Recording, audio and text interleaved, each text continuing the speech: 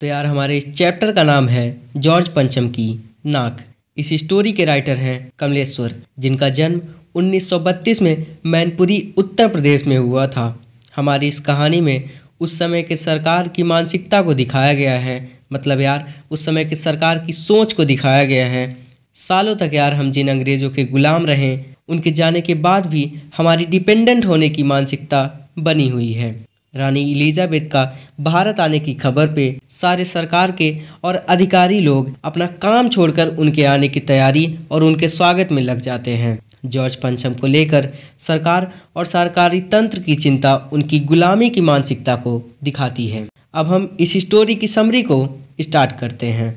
England की रानी Elizabeth second अपने पति के साथ भारत आने वाली थी। उनके भारत आने की चर्चा रोज़ लंदन के न्यूज़पेपर्स में होती थी। तैयारियां जोर शोर से चल रही थीं। रानी हिंदुस्तान, पाकिस्तान और नेपाल के दौरे पे थीं। वे कौन सा सूट पहनेंगी, इसे लेकर यार उनका दर्जी बहुत ही ज़्यादा परेशान था। रानी के आने से पहले सेक्रेटरी लोग सुरक्षा को देखने के लिए भारत का दौरा करना चाहते थे। फोटोग्राफर्स की भी फौज तैयार हो चुकी थी। इंग्लैंड के न्यूज़पेपर में जो खबर छपती वही दूसरे दिन हिंदुस्तान के न्यूज़पेपर में चिपकी मिलती।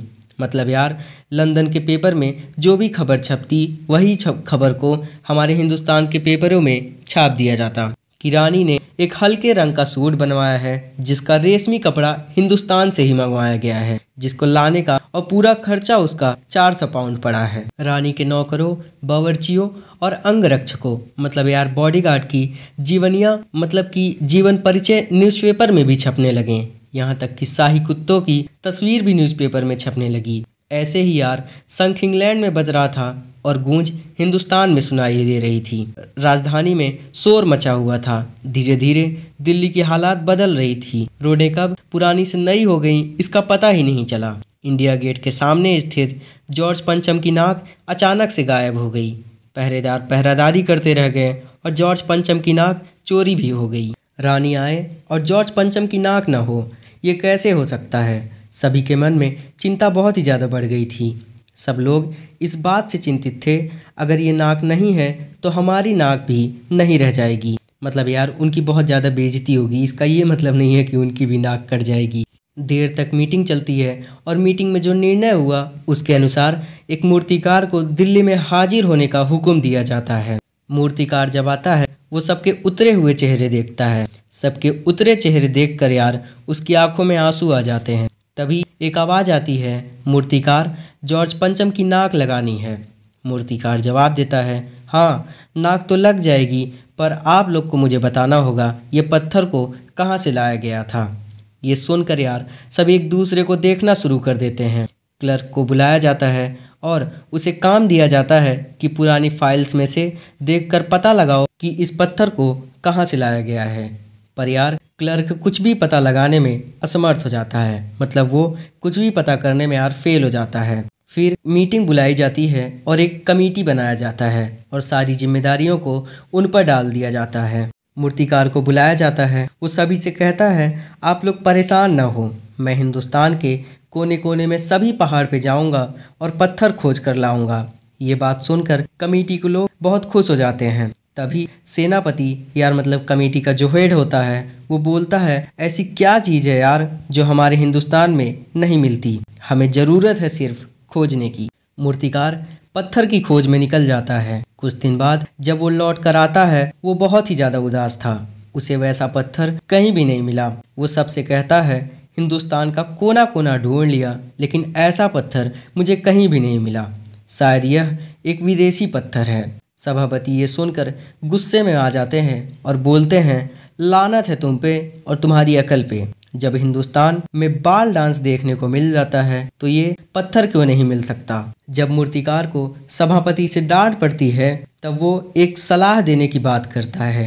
इसके लिए यार वो एक शर्त रखता है कि ये बात न्यूज़पेपर वालों तक नहीं पहुंचनी चाहिए। ये सुनकर सभापति के आंखों में और बाकी सब लोगों के आंखों में खुशी दिखाई देती है।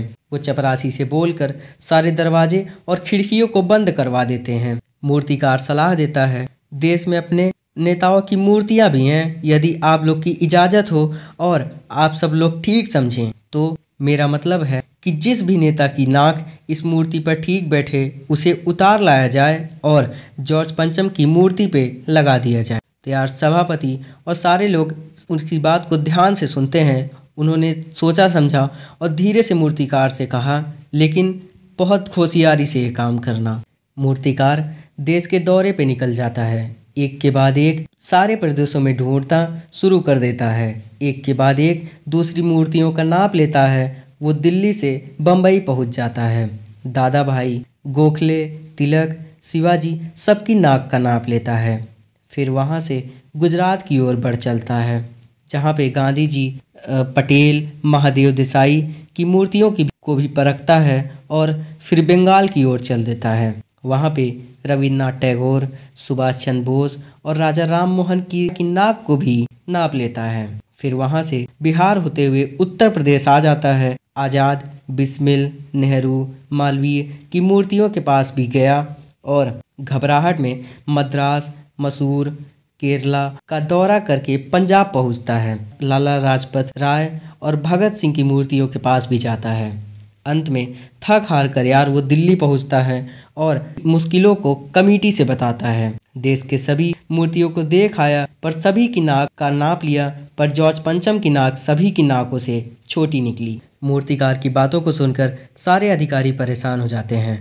मूर्तिकार आगे बोलता है, मैंने सुना है बिहार सेक्रेटरिएट के सामने सन 42 में शहीद बच्चों की मूर्तियां हैं। शायद बच्चों की नाक फिट बैठ जाए।